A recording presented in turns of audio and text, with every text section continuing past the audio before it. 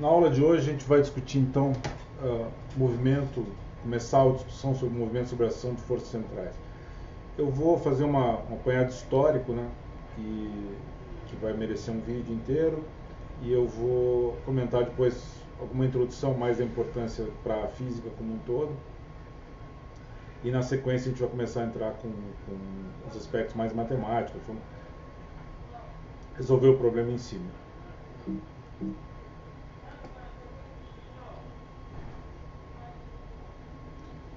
Bom, então o que nós vamos ver aqui vai ser basicamente uma história, introdução, né, lagrangiano e hamiltoniano, solução geral e o problema de Kepler em si, que vai ficar mais relevante a partir de agora.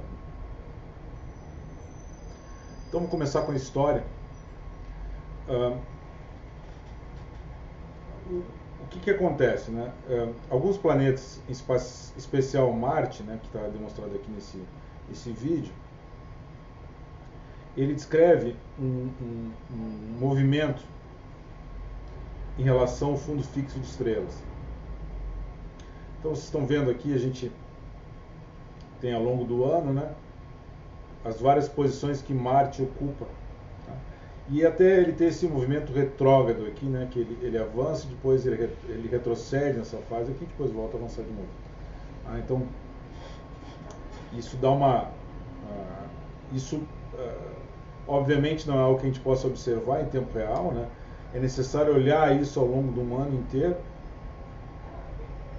E então não é muito óbvio, né, para nós, por exemplo, que estamos acostumados na vida, na civilização, digamos assim, onde a gente raramente tem acesso ao céu, né, onde a gente poderia acompanhar Marte e ter acesso, né, a esse movimento. Mas esse movimento é engraçado que primeiro que a gente perceba ele, né, se parar para pensar, é uma coisa bastante sutil, mas aparentemente nós, seres humanos, somos caçadores, né? Biologicamente caçadores. Então a gente tem um cérebro, né, que foi construído para detectar movimento. E é muito impressionante que detecta movimento até uma escala extremamente lenta como essa. Né? Imagine que o nosso cérebro foi moldado para caçar pequenos animais, ou grandes animais, ou o que seja. Né? E de repente a gente é capaz de detectar um movimento muito, muito sutil como esse, que precisa de um ano inteiro de observação para que a gente consiga, então, perceber. Tá? Mas mesmo assim, esse movimento sempre intrigou as pessoas. Né? Então, foi algo muito, muito relevante do ponto de vista civilizatório. Né? Então, existem a história da astronomia, claro, não nos cabe aqui reproduzir ela, né? Obviamente não teremos tempo para tanto, né? Mas ela está recheada de não só na civilização ocidental, mas outras civilizações, como a chinesa, como os árabes, culturas das Américas e tal, em que tem registro de observações astronômicas, né? Os maias, astecas. Então, realmente, o movimento planetário é uma coisa muito, muito relevante. Né? E esse movimento ele dá origem a duas coisas que vocês podem ver aqui no fundo. Né? Tem as constelações, né? Que é outra capacidade humana que nós temos, né? Que é de perceber padrões. Né? Então, a gente percebe padrões mesmo onde não existam padrões. Né? E a passagem do planeta Marte sobre, né, ao fundo de uma determinada constelação, nesse caso a constelação de Virgem, né, deu origem a várias divagações, né, porque por alguma razão as pessoas passaram a associar a ideia que a posição dos planetas podia influenciar a sua vida, né, e a partir dessa influência fazer previsões. Tá? Isso também é outra característica do nosso cérebro. Né? O nosso cérebro ele extrapola. Provavelmente é uma coisa que é muito importante, tanto do ponto de vista da nossa sobrevivência, claro, né?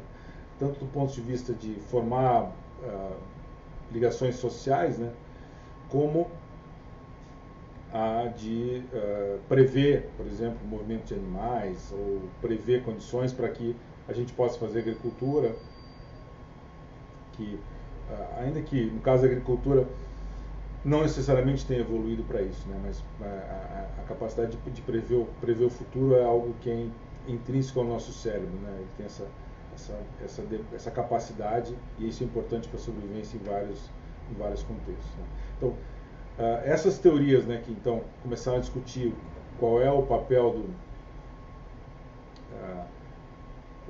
que tipo de impacto, né, a presença de Marte, por exemplo, sobre a constelação de Virgem poderia ter, levou ao surgimento da astrologia. Como você sabe, a astrologia é uma ciência, digamos assim, um conjunto de crenças humanas bastante antigo. E o pessoal diz que, de certa maneira, a astronomia nasceu dela, né? Mas não é tão óbvio assim, né, que uma coisa nasceu da outra. Provavelmente a astronomia também é bastante antiga, né, talvez mais antiga que a própria astrologia, mas de fato as duas coisas andaram entrelaçadas ao longo dos milênios. Esse conjunto então de dados aqui, olhando de um ponto de vista de uma coisa que está bastante na moda, né, são duas coisas que estão bastante na moda, né? Marte, eu coloquei para vocês um vídeo também acompanhando essa aula aqui sobre Marte, né? Então, nessa semana que nós estamos comentando, teve uma nova missão que chegou a Marte. Vários países do mundo estão querendo ir para Marte, ou seja, se percebeu que Marte aparentemente é o próximo grande objetivo aí, no que concerne a exploração espacial. Então, as pessoas querem ir para Marte, querem ter acesso a esse mundo, né? Que assim, tem um pouco a ver com essa ideia aqui, né? Ou seja, as pessoas, para chegarem aí até Marte, elas primeiro tiveram que se sentir interessadas por Marte. E elas se sentiram interessadas por Marte devido a esse movimento de preciação bastante simples que a gente está mostrando aqui. Então, outra coisa é entender esse movimento, tá? Então, com base nesses dados, que são as posições aqui, né, de Marte em função do tempo, criar então alguma teoria que explique esse movimento, tá? Então a gente tem esses dados aqui que não são novidade para ninguém, são conhecidos desde as épocas imemoriais, mas a maior parte das culturas relevantes tiveram acesso a eles. Mas, no entanto, a gente vai ter que esperar até Newton, em 1700, basicamente, para que eles possam ser realmente entendidos. Tá? Então, o tempo que existe entre, culturalmente, a gente ter acesso a esses dados e realmente construir uma teoria a respeito deles, que seja consistente, foi algo da ordem de 3.000 anos. Então, às vezes, hoje, né, que a gente tem acesso a todo o ferramental para coletar dados, analisar dados, criar modelos, né, a gente consegue fazer isso em escala de microsegundos, dependendo da situação. Mas, de qualquer forma, obviamente, né, nada disso seria possível se esse problema não tivesse sido resolvido, né, que mostrasse a importância de ter dados coletados corretamente e de teorias que os analisem. Nós vamos ter a oportunidade de discutir algumas coisas a respeito disso logo na sequência dessa aula. Mas vamos começar estudando então algumas abordagens aí, né? O grande desafio de tentar entender esse movimento retrógrado está associado essencialmente com o seguinte fato, né? Em geral, as pessoas tinham acesso tão simplesmente a um acesso local, digamos assim, né? Então elas poderiam perceber esse movimento acessando tipicamente de um ponto da Terra. E aí, com base nisso, elas observavam o que estava acontecendo. Então, toda essa discussão é muito uma discussão complexa em torno de qual é o referencial indicado para usar isso, né? E o referencial, digamos, usando a nossa perspectiva moderna, né, realmente o referencial da Terra girando é um referencial bastante complicado para olhar esse problema. Então esse problema ele parece muito mais desafiador visto desse referencial do que de um referencial externo, tá, que observaria o movimento do planeta de uma outra perspectiva. Mas as abordagens iniciais, em geral, elas estavam ancoradas na ideia de uma uma terra fixa. Bom, para ser honesto com vocês, né, se a gente olha a história do conhecimento humano, essa história muito antiga e muito diversa. Então, assim, ao longo dos tempos, a gente teve acesso a muitas e muitas variantes das teorias, né? Então, os próprios gregos, né, que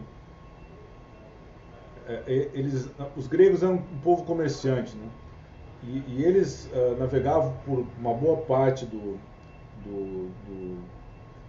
mar Mediterrâneo e interagindo com várias culturas, né?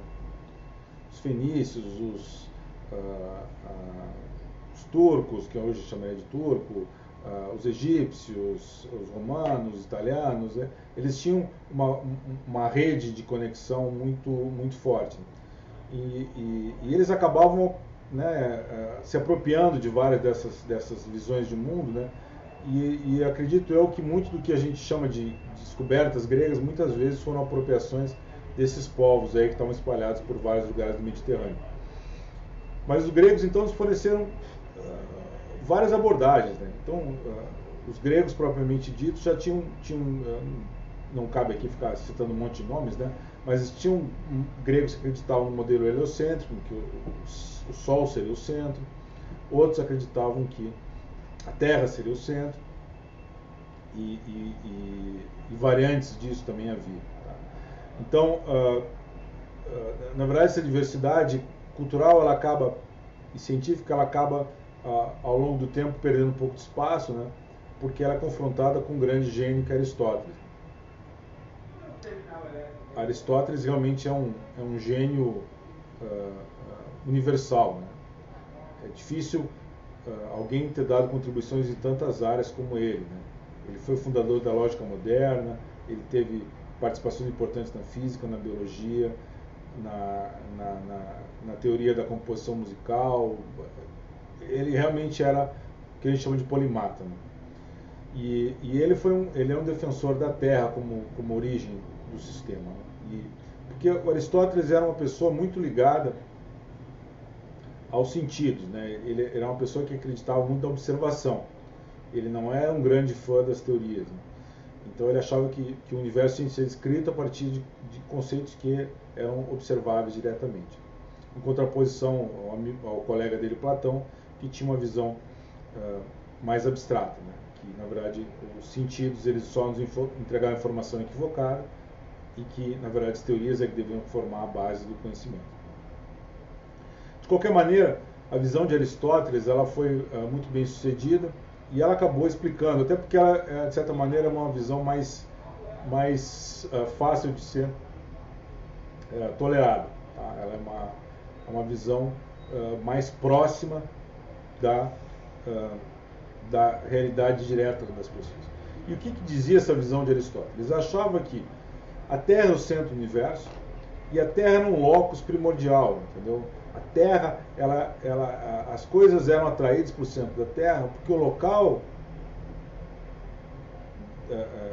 original delas era o centro da Terra. Então, por isso que os objetos caíam. Em torno da Terra havia esferas cristalinas onde as estrelas estavam pregadas, tá? E que faziam esse mapa de fundo aí, e essas estrelas giravam, tá, em torno da Terra. E os planetas eram um problema para ele também, de certa maneira, porque eles não estavam, eles nem seguiam as abóbadas celestes, né? E nem estavam próximos da Terra. Mas, de qualquer maneira, eles tinham esse movimento característico, né? E aí a ideia de que, então, haveria um movimento em torno da Terra, desses planetas, que poderia ser descrito de alguma maneira. A Lua é um caso interessante para Aristóteles, né? Porque a Lua, ele acreditava que tudo que estava além da Terra, né? Além da superfície terrestre, era perfeito e imutável. E a Lua, no caso, limite interessante. Então, para ele, a Lua ela era perfeita. Bom, e o que vai acabar acontecendo é que essa visão dele vai ser integrada essencialmente com a visão cristã, né? O Aristóteles vai ser um elemento importante para a síntese escolástica que vai ocorrer ao longo da Idade Média, né? E ele vai ser incorporado então à visão cristã do mundo. Então as duas coisas vão ficar meio que amarradas, apesar de que a Bíblia em si não tem nenhuma visão muito clara sobre astronomia. Não é um livro de astronomia, nunca se propôs a ser um livro de astronomia, né? Mas essas duas visões vão acabar sendo amarradas meio que por Agostinho. Bom, eu vou parar aqui para manter o limite de 15 minutos e depois eu sigo.